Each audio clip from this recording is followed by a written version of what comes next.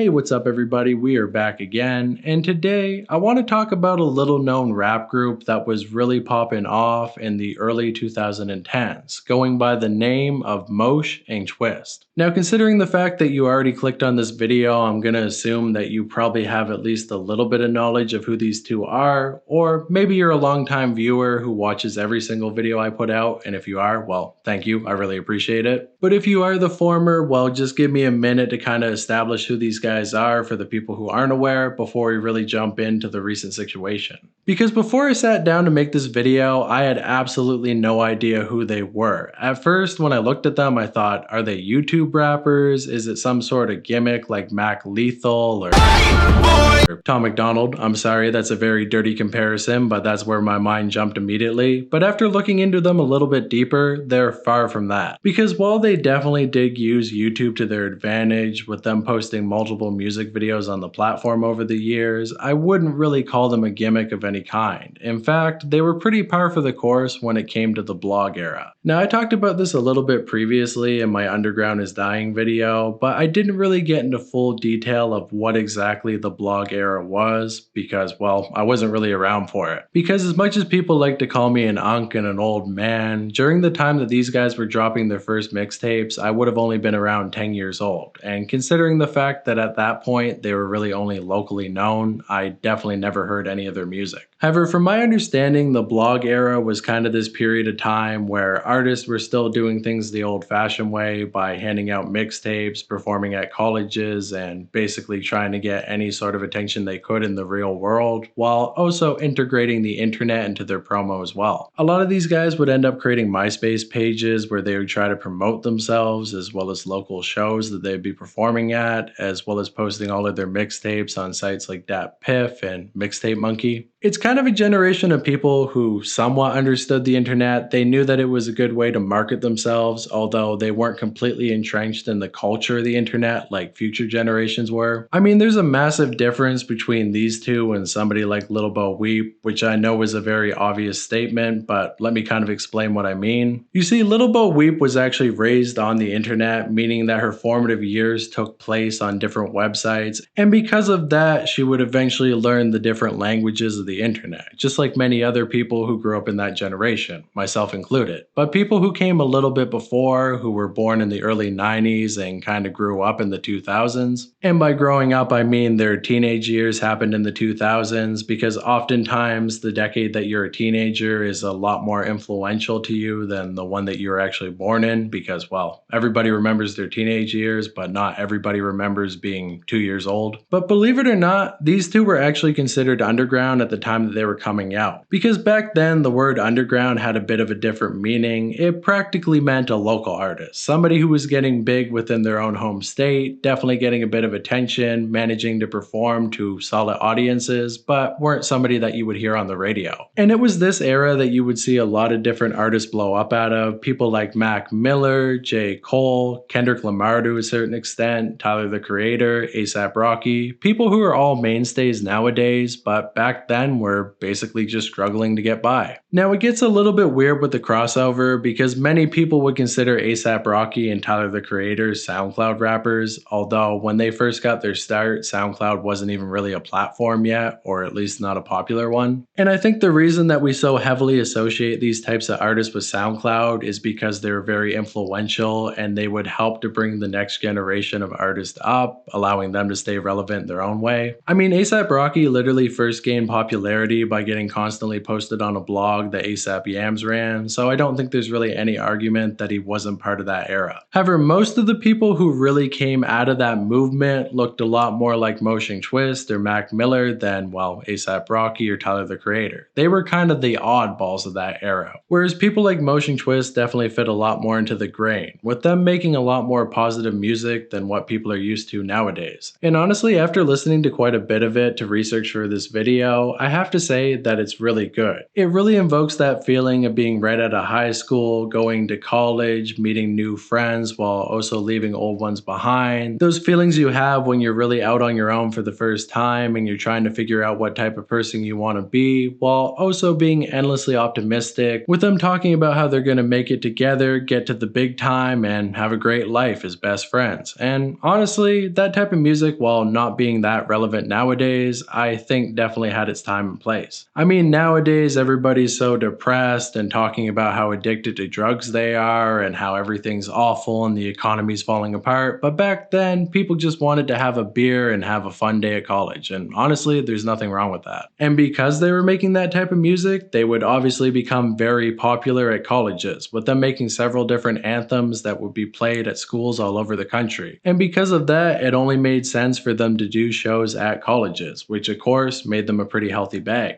But unfortunately, making that type of music is definitely a double-edged sword, because while it definitely is very appealing to a pretty massive audience of people, I mean, a lot of people are in college and university and they want to listen to music like that, because not only can they relate to it, but it also just overall sounds really good and it's music that you can turn up to while you're drinking on your own for the first time. By the way, I'm not talking about this from experience. I never went to college, at least not yet, and I started drinking at the age of 17, which is a little bit more normal in Canada, but I guess in America, with the drinking age being 21, people wait a lot later in life to really start partying. Whoa there, buddy. What is this, an AA meeting? I don't think anybody fucking asked.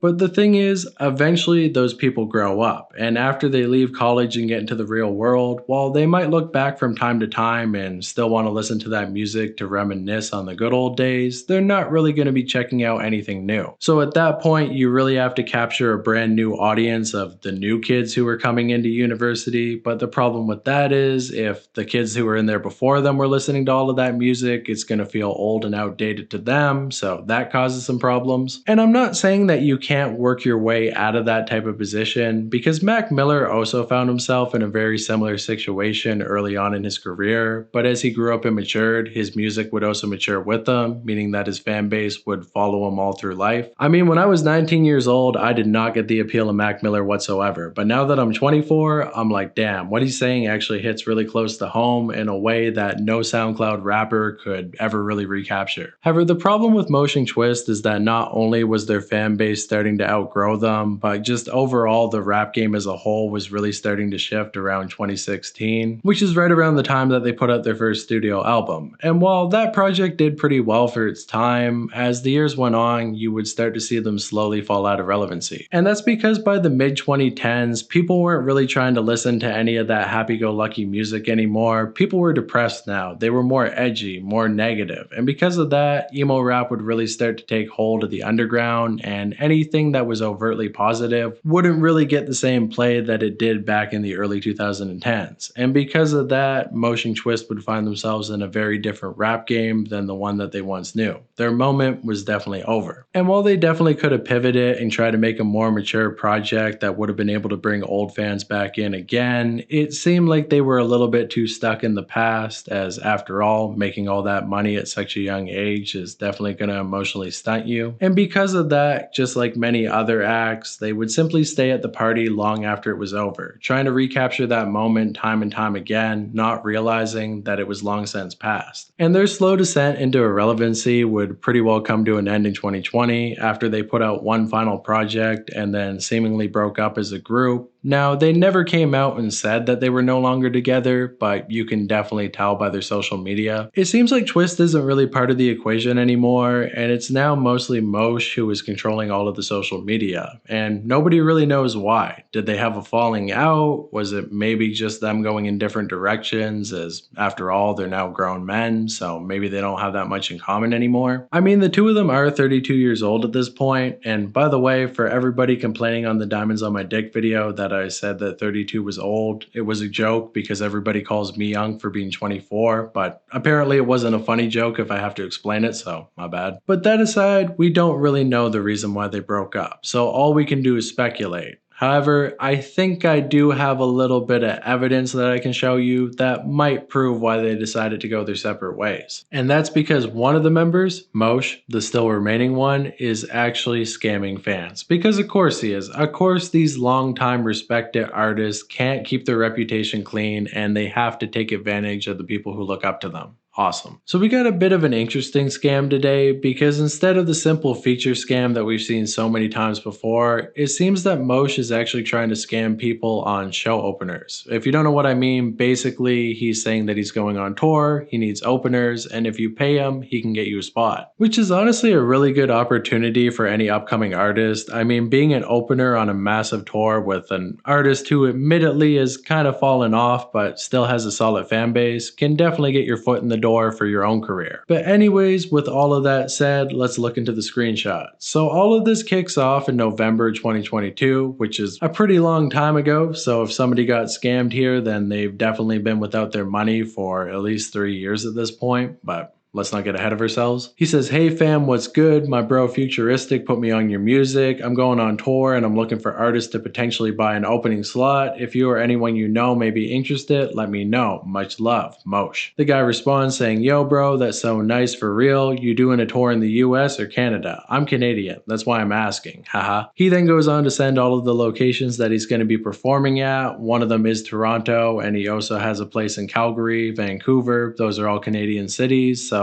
honestly, there might be an opportunity for him to actually open for him. It seems that we're actually missing one response in the screenshots because Mosh is responding to something that the fan said that we can't see, but he probably said something along the lines of, "I want to perform at one of these spots. How much does it cost?" He says, "Okay, sweet. So right now the slots are going for $250 a show," which I imagine is probably American, not Canadian. And he says that comes with a 20-minute set. You're also able to sell merch. And if you have your own Tix link, I don't know what the fuck that is, you can keep all the money you make. So basically he's saying you spend the $250, you perform, you sell some merch, and hopefully you make your money back. Although I'm not gonna lie, the chance of that actually happening is pretty low. I don't think anybody's really gonna go to a concert looking for one specific artist and then buy merch for the opener if they don't know who they are. I mean, you might sell a t-shirt or something, but you're probably not gonna get that $250 back. But even considering that, I still think it's a pretty good opportunity. I mean, you're definitely gonna take a loss and a hit monetarily, but the exposure that you can get from being an opener is still probably worth the money. And if nothing else, it's a really cool experience. So honestly, if it was me and I wanted to be an artist, I would probably go through with this. He responds by saying, "Okay, so if I'm right, is it about $500 for 2 shows?" He says, "Yes, correct. Hotels included as well if you need between the shows." And honestly, that's pretty convenient. 500 flat and you don't have to pay for your own board. Honestly, this deal keeps getting sweeter and sweeter. He says, "Perfect. Do you have like a deadline for payment? Because I'll only be able to pay you next Thursday."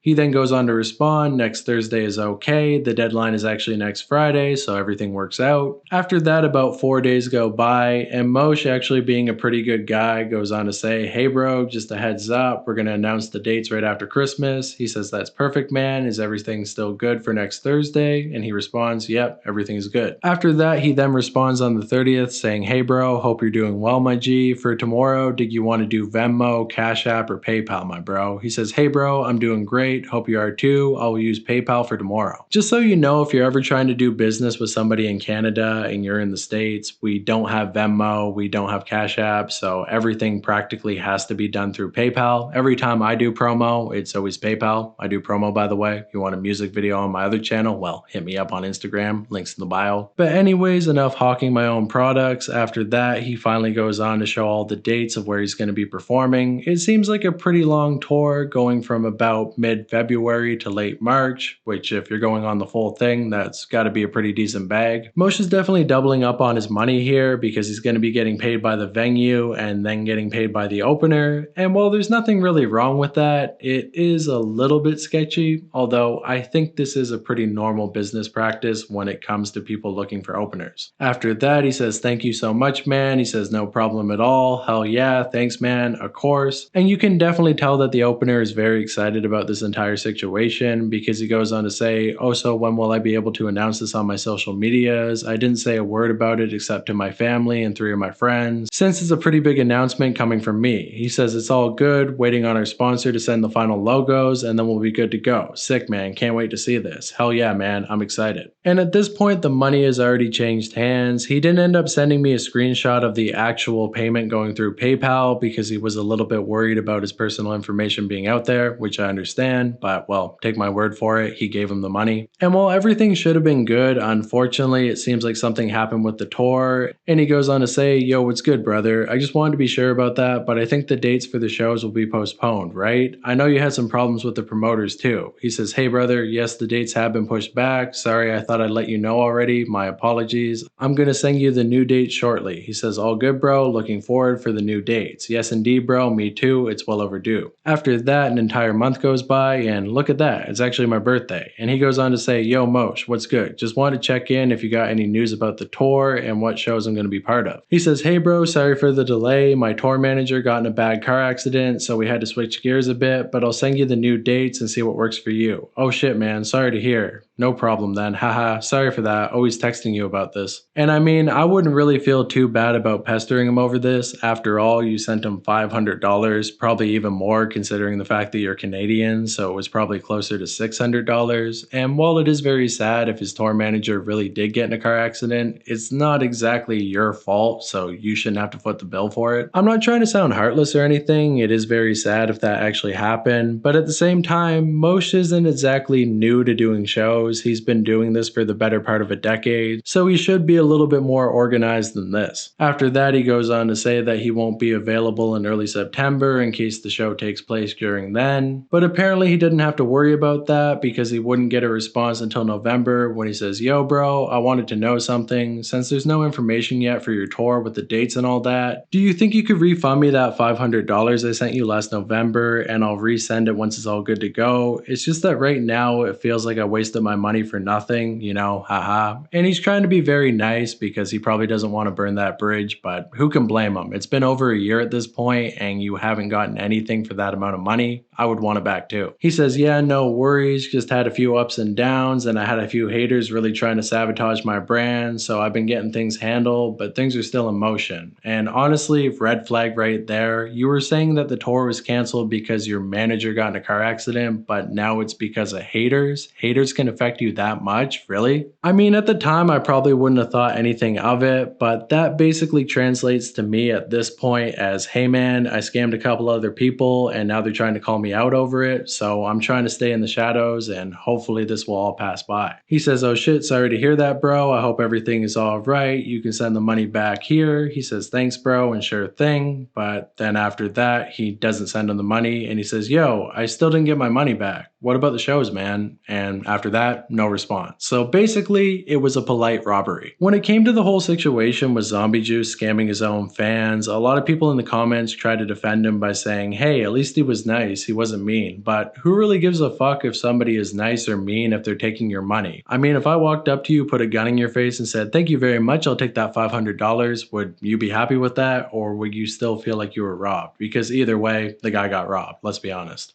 And this wasn't a one-off thing either, because he actually ended up scamming somebody else in late 2022 saying, "Hey bro, what's good? I peeped your track with my bro Cam Makeys and I wanted to reach out. I'm going on tour early 2023 and I have some opening slots for sale. Let me know if you or anyone you know might be interested. Much love, Moosh." "How much?" "Hey bro, full tour 20 dates would be 2,500 and 10 would be 1,500, 5 dates 750 and transportation included as well as hotels." He said, "I'll ask around. Transportation and hotels are included in the price for the tour or separately?" "Thanks bro, transportation and hotels are included in the price for the tour. They come with the spot." "Sounds good. You got the dates and cities planned yet?" He says, "Yes sir, rearranging some routing, but the dates are between February 12th and March 15th. Here are the cities, not in order." He says, "I may be down. I'm in the middle of moving back to Boston, but if I can get the money together, that'd be fun. I'll ask around to some other people too. When would you need the payment by?" "Okay, sounds good bro, and no worries. Looking to have the payment in by Monday Friday on the 12th. Just keep me posted, my G. Anyways, would I be able to bring my engineer and photographer? Yeah, that's fine. How would it work if I only did the 5 or 10 shows in terms of travel/hotels? I would do the full tour, but I can't get all that by next week. Yeah, that's fine, bro. I completely understand. He says I can pay for the 5 for sure right now. If I can get the rest of it together and the spots aren't filled, could I pay for the rest? Yeah, that's fine, bro. We can do that, and I'll try and hold on to an additional 5 for you as well. He said, would the travel and the hotel still be included in the 5? Yes, sir. You're on the East Coast, right? Yes, sir. I'm moving back to Boston area in a couple weeks, living in Nashville right now, though. So if I could get those 5, that would be dope. Okay, bet, and for sure, that's a bet. Sounds good, man. How long would the opening acts be? 20-minute set if you're good with that. 100%. And honestly, yeah, 20 minutes is pretty generous. Some openers only get to go out and do like 3 songs, and honestly, that's not even really worth it in my opinion. He then goes on to say, and for the payment, I'm good with Venmo, Zelle, Cash App, whichever you prefer. When you send it over, your spot will be confirmed, and I'll hold the remaining 5 unless you let me know otherwise, my bro. Got you. I'll get it to you this week. Okay, sounds good, broski. Talk soon. After that, they don't talk for a couple days until he says, yo, bro, quick question. You bringing a DJ or do you want to rock with the house DJ? He says, my bad. I sent it in a vanishing message. When I send a contract that guarantees the terms that we talked about, can you look over it and sign and agree? Yeah, sure thing. Here's my email. And honestly, I find this entire conversation a little bit weird because it really does seem like Moosh actually wants to take the guy on tour, but for whatever reason, it never ends up happening. After that, they go back and forth for a little bit talking about where exactly they're going to perform. It's really not all that interesting, so I'm going to cut it out of this video. He then says, hey bro, did the team send the paperwork over? He says, I can get it to you by the end of the week. Okay, bet. Let me know if you want me to send it over. He says, send me your email, bro. He goes on to do so. Bet, I'll send you the paperwork, bro. Sounds good, man. Just sent, bro. It should be in your email. Then after that, he responds the next day by saying, hey bro, checking in. Let me know when you can send that over so I can lock your spot in. Excited to have you on the bill. Forward it to someone to look over, and then said everything looked good. Working right now, but I can get you a signed copy tomorrow. Okay, bet. So this guy is honestly doing it the right way by signing a contract. I mean, after all, if you're going to be sending him like $750, that's not a small amount of money, especially after you recently moved. So you probably spent a lot of money on that. So you definitely are going to want to get what you paid for. After that, on December 5th, they finally get the contract all worked out. He says, hey bro, my team asked if you could send the deposit tonight so we can let venues know our final roster. Thanks, my G. He says, I'm waiting on a check to clear. If not tonight, I can for sure send it tomorrow. Okay, thanks, broski. Much appreciated. Keep me posted. What's your Cash App? Gonna send that today. Thanks, bro. Goes on to send the Cash App. And then after that, he sends him the money. He says, I sent it, bro. Got it, bro. Thanks. What would be the show that I would do after DC? Charlottesville, NC. Word, I'll probably fly back to Boston from there. I can't come up with the money for the other shows. Okay, no problem, bro. Hey, bro, send me your logo when you get the chance. Got you. After that, they talk back and forth for a bit throughout December, getting ready for the shows to take place in February. But then randomly halfway through January, he says, hey, bro, just wanted to give you a quick update. So I received a text from our promoter for tour that he intended to send to somebody else, as he referred to me as the N-word. So as you can understand, we won't be using him anymore, so I'll have to reschedule some of the dates that he was handling. Sorry for any inconvenience, but I can't have our tour handled by somebody who would openly say that about me. So as you can see, the story is already shifting. At first, it was that the manager got in a car accident, but now apparently they fell out because he called him the N-word. I'm not sure if he's implying that he called him the hard R, or if it was just him randomly referring to him as the regular way you say it, I guess. I'm not sure if the guy is white or black, but honestly don't care about those politics. Either way, the story doesn't line up. But obviously nobody's really going to try to argue with that line of reasoning, so he says, not an issue, man. No time for the ignorant people. Just keep me updated. I appreciate you. Thanks, man. I'll keep you updated. After that, he does not keep him updated. And because the tour ended up getting pushed back, he can no longer get everything set up correctly. He says, anyway, I'd be able to get refunded for the tour. My DJ won't be able to do it anymore because the dates have been pushed back. Hey bro, yeah, that's fine. I just need to find somebody to fill your spot. Let me wrap with the team and then I'll get it sorted. Appreciate it, man. After that, he doesn't get a response for a couple days. He says, any word with the dates changing? I can't get any sound engineers to go and I just want my money back. He says, I understand that. Sorry for the inconvenience. If you need a DJ, my DJ will be down to run your set, no problem, as well as my front of the house guy. Everything will be slated to start in April now. If that's not fine, then we'll be able to get you that money back next week. And I understand why Moosh is pushing so hard for the guy to still be an opener. I mean, after all, him dropping out would be pretty inconvenient, but considering the fact that you're the reason that it got pushed back in the first place, you can't really blame him for no longer being able to go. People have lives, they got things that are going on in the real world, and they can't put that all off to go on tour. He responds by trying to let him down easy. I'll talk to him tonight and I'll let you know, but he said most likely he can't go, so if you can get me my money back next week, I'd really appreciate it, man. Okay, solid. Talk soon, broski. But after that, they don't talk until February 1st. He says, still good to send me that back this week. Yeah, it should be good for Friday. Appreciate it, man. He then goes on to send his Cash App. If you're able to send it back to the Cash App, doesn't get a response. Did something happen yesterday? Hey, bro, I'm trying to move some things around. The Sprinter company took my deposit yesterday for my account, but I didn't forget about you. Trying to move some things around now. Appreciate it, man. And if all of this is really happening to Moosh, you do kind of have to feel bad for him. But at the same time, I mean, once again, you're the one who's putting on the shows. You're the one who's putting on the tour, so you should have backup plans for things like that. Also, having you been making money for years and years, you don't have a little bit of extra that you can send back to the opener. I mean, did you already spend his money? It's kind of a weird scenario. And after that, he never ends up sending the money. They go back and forth with him making up excuse after excuse after excuse, basically saying that he sent money to somebody else and then that guy was supposed to send the money back, but you're the one who got the money in the first place through Cash App, so I don't understand why you're not able to give it back to him. And honestly, it really comes down to two things. Either Moosh is in a really bad spot financially and he's trying to put on a tour to try to make his money back and he just so happens to be really bad at doing that, or he's lying about all of this and he's basically trying to scam people while also being friendly to them at the same time. And honestly, nothing in any of these screenshots makes Moosh look like he's a malicious scammer, but at the same time, when you took $500 from one person and $750 from another, that's not small time money. We're talking about $1,300 between the two of them, which is definitely not a good look by any means. So if Moosh truly is really this disorganized, well, hopefully he's able to make the situation right and give them their money back. I guess we'll see what happens, but either way, no matter what his intentions were, he definitely took their money. He has to pay them back, and if not, well, he's a scammer. There's nothing more we can say about that. And on top of all of that, I know a lot of people would probably try to defend Moosh by saying it was one tour, it went wrong, and he never meant to fuck those guys over. But apparently there's an entire group chat of people that have all been scammed by Moosh in the past. Now, I'm not trying to use that as some sort of evidence until we get the screenshots. Obviously, I can't prove that, but all I'm saying is that more is probably going to come out in the future. So if I was Moosh and I actually gave a fuck about my fans and not taking their money, I would probably try to fix this entire situation as soon as possible. But with all that said, let me know what you think in the comments below. Thank you so much for watching, and I will see you in the next one. Knife Gang, delete this gang. Peace out. Bye.